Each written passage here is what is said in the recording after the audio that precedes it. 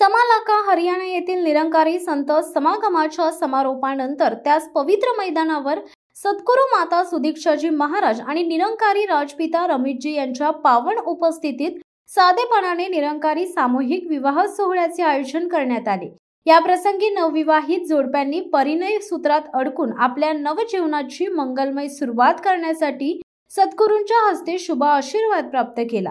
हा सोहळा अत्यंत अनुपम आणि प्रेरणादायी ठरला, जिथे भारतातील बिहार, चंदीगड, दिल्ली, गुजरात, हिमाचल प्रदेश, हरियाणा, जम्मू काश्मीर, झारखंड, मध्य प्रदेश, महाराष्ट्र, पंजाब, राजस्थान, उत्तर प्रदेश आणि उत्तराखंड या राज्यांसह ऑस्ट्रेलिया व कॅनडा यातूनही नवविवाहित जोडपी सहभागी झाली। एकूण 126 नवयुगलांनी या पवित्र विवाह सोहळ्यात सहभाग नोंदवला। या शुभप्रसंगी सर्व 126 वरवधूंनी एकाच स्थळी एकत्व आणि साधेपणाचा सुंदर संदेश देत परिणय सूत्रात अडकले। मिशनचे वरिष्ठ अधिकारी, वरवधूंचे कुटुंबीय तसेच असंख्य श्रद्धाळू भक्तगण या दैवी आणि भावनिक क्षणाचे साक्षीदार ठरले। कार्यक्रमाची सुरुवात पारंपरिक जयमाला व निरंकारी परंपरेतील विशेष सांजाहार विधीने झाली। त्यानंतर भक्तिमय वातावरणात हिंदी भाषेत निरंकारी लावा गायल्या गेल्या। प्रत्येक लावेमध्ये नवविवाहितांना आध्यात्मिक संदेश आणि गृहस्थ जीवनातील कल्याणकारी शिक्षांचे सुंदर असे मार्गदर्शन देण्यात आले।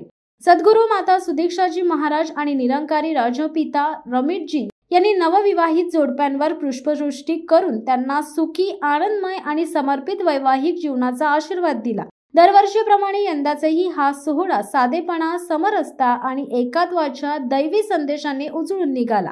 या आयोजनातून जात, धर्म, भाषा आणि प्रांतीय भेदभावापलीकडे जाऊन मानवतेचे सुंदर आणि प्रेरणादायी स्वरूप प्रकट झाले।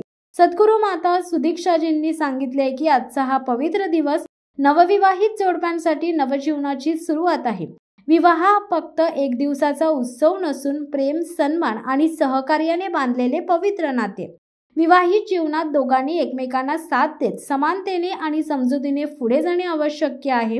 त्या पुढे म्हणाल्या, विवाह हा केवळ 2 व्यक्तींचा नव्हे तर 2 कुटुंबाचा पवित्र संगम आहे। या मिलनातून सेवा, सत्संग, सुमिरन आणि भक्ती या मूल्यांचा अंगीकार करणे महत्त्वाचे आहे।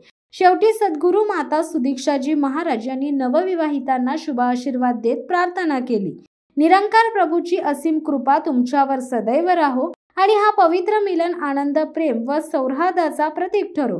संत निरंकारी मंडळाचे सचिव आदरणीय जोगिंदर सुखीजाजी यांनी माहिती देताना सांगितले, समाज कल्याण विभागाच्या सहकार्याने यावर्षी एकूण 126 जोडप्यांचा विवाह सोहळा पार पडला असून यात भारतातील विविध राज्यांसोबतच परदेशातील जोडप्यांचाही समावेश आहे।